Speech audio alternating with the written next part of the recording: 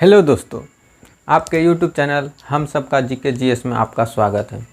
आइए आज हम शुरू करते हैं आप लोगों के बीच मध्यकालीन भारतीय इतिहास मतलब मेडिवल इंडियन हिस्ट्री। इसमें आज हम लोग पढ़ेंगे कि सबसे पहली बार अरबों का आक्रमण। अगर हम बात करें अरबों के आक्रमण के तो सबसे पहले अरबों के आक्रमण में मोहम्मद बिन कासिम जो आक्रमण किया था। कौन किया था? मोहम्मद बिन कासिम। उसके बाद आया था भारत के तुर्की आक्रमण, जिसमें तुर्की आक्रमण 2 चरणों में हुआ था। कितने चरणों में? तुर्की आक्रमण जो हुआ था, तुर्क आक्रमण 2 चरण में हुआ था।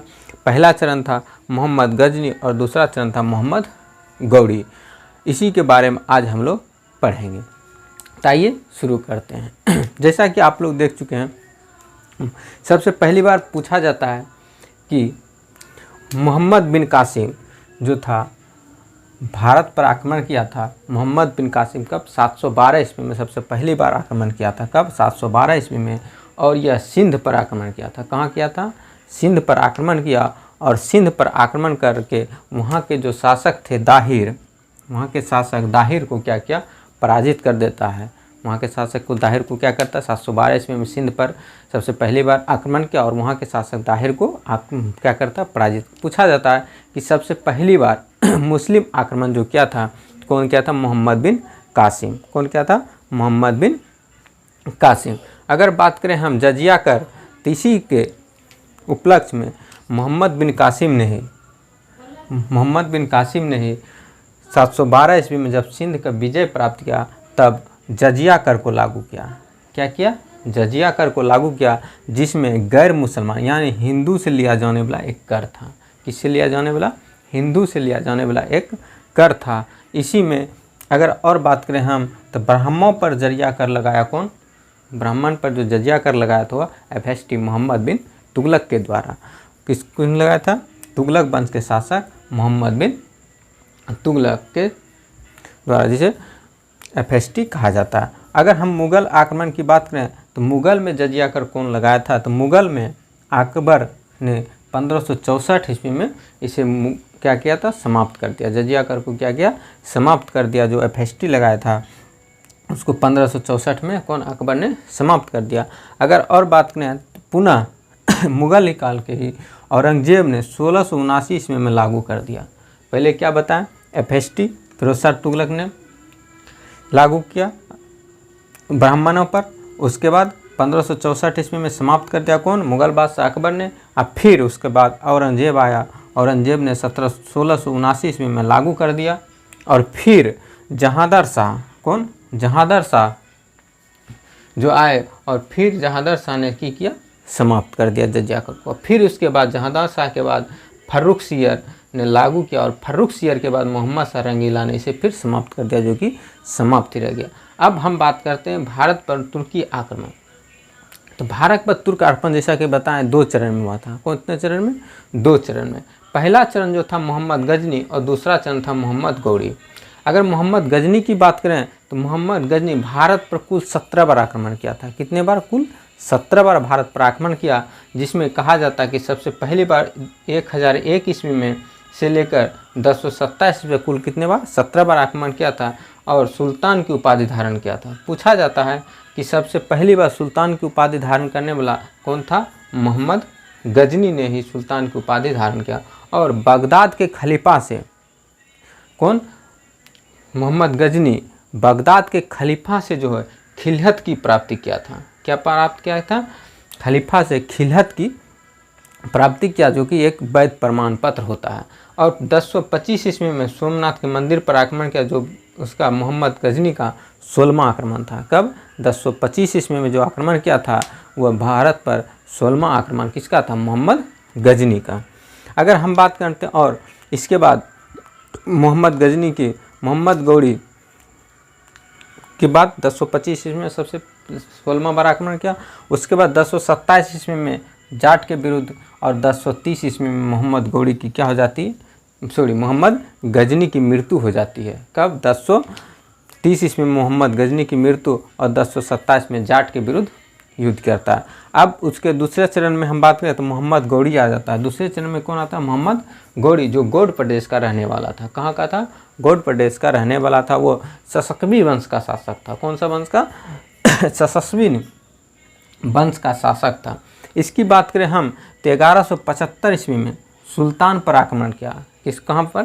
सुल्तान पर आक्रमण किया और वहाँ के शासक को हराकर, और 1178 में फिर गुजरात में, कहाँ? गुजरात में भीम द्वितीय के विरुद्ध आक्रमण किया, जिसमें गौरी की हार हो जाती है। यहाँ गौरी की प्रथम हार, अगर पूछा जाता है कि गौरी की सबसे प्रथम हार कहाँ हुई थी, तो 1178 ईस्वी में गुजरात, जो भीम द्वितीय के विरुद्ध किया गया था।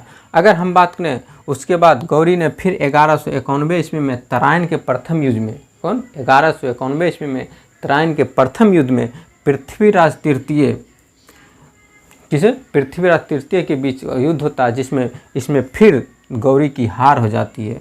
यह गौरी की दूसरी हार थी। भारत में गौरी की यह दूसरी हार थी। लेकिन पूरा 1192 ईस्वी में तराइन के द्वितीय युद्ध में, कब? तराइन के द्वितीय युद्ध में पृथ्वीराज चौहान को क्या करता है? ये हरा देता है और इसकी हत्या कर देती है। उसके बाद फिर 1193 के बाद 1194 ईस्वी में चंदाबर के युद्ध होता है।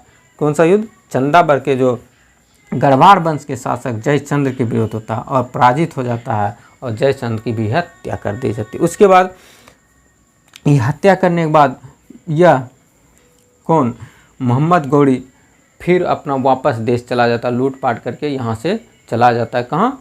गौड़ प्रदेश चला जाता। और वो अपने एक जो अपना एक क्या था?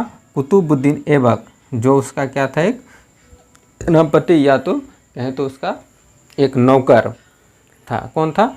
नौकर। उसे अपना उत्तराधिकारी मतलब सौंप के, राज सौंप कर वह चला जाता है। और जब जाने लगता है फिर एक बार 1205 ईस्वी में खोखर जाति के विरुद्ध अंतिम युद्ध लड़ता है मोहम्मद गौरी।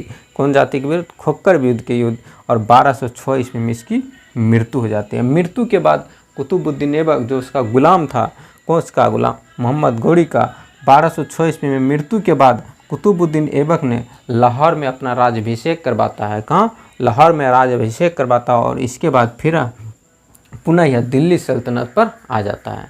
इसके बाद कहाँ आ जाता है? दिल्ली सल्तनत पर। तो दिल्ली सल्तनत की कहानी हम फिर आगे बात करेंगे। अगर हम बात करें तो मोहम्मद गजनी के समय, किसके समय? मोहम्मद गजनी के साथ बहुत सारे विद्वान भारत आए थे, जिसमें कि सबसे पहला था अल-बरूनी।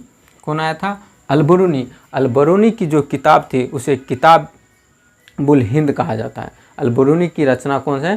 किताबुल हिंद, जिसे हम तहकीकात-ए-हिंद कहा जाता है, जिसे हम लोग क्या कहते हैं? तहकीकात-ए-हिंद भी कहा जाता है। अगर बात करें हम बहकाकी की रचना तारिक-ए-सुबुक्तगीन था। बहकाकी की रचना कौन सी? तारिक-ए-सुबुक्तगीन, जिसे अगर हम इतिहास करके बात करें तो इसे बहकाकी को लैनपुन के द्वारा, किसके? इतिहासकार लैनपुन के द्वारा पूर्व का पेशु कहा गया था।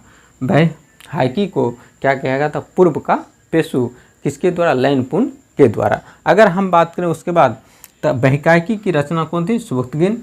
अगर हम बात करें फिरदौसी की रचना शाहनामा थी। फिरदौसी की रचना कौन थी? शाहनामा। तो इसके बाद हम लोग पढ़े आज जाने कि भारत पर अरबों का आक्रमण किस तरह हुआ था। सबसे पहले मोहम्मद बिन कासिम का मोहम्मद गजनी के बाद मोहम्मद गौरी। ये क्या हो गया?